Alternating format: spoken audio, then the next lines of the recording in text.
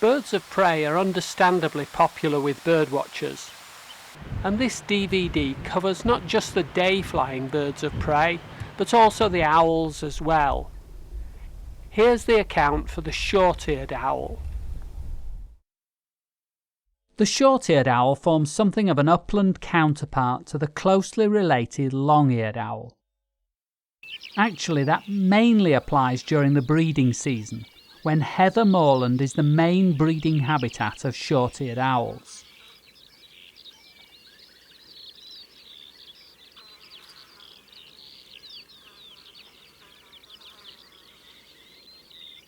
The bulk of the British breeding population is in northern areas. There are only a few pairs in southern England, and this is a rare breeding bird in Ireland.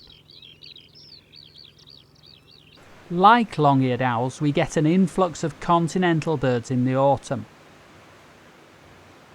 This one is a newly arrived migrant at a coastal headland.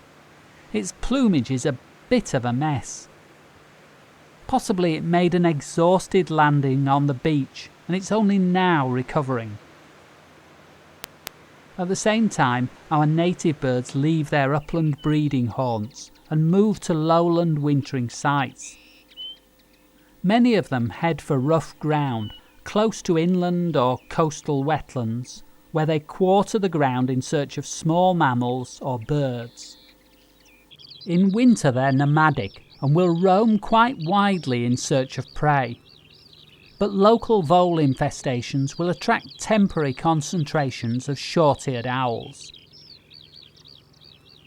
Although they're most active at night, they do fly quite regularly during the day, and any large brown owl seen during the day is likely to be a short-eared owl.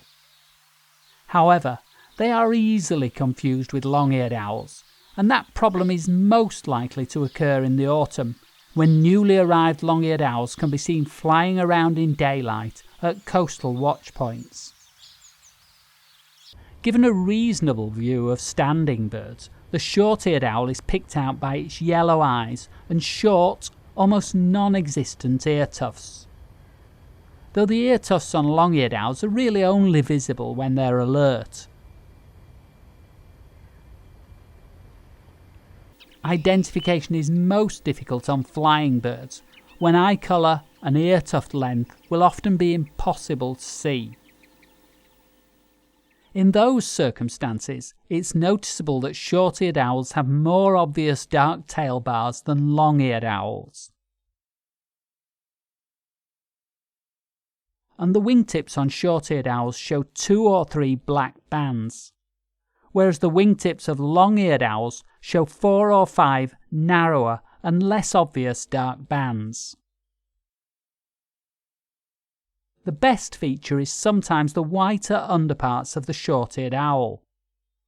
On long-eared owls, the dark underparts streaking continues right down onto the belly, so they lack the whitish belly seen on short-eared owls.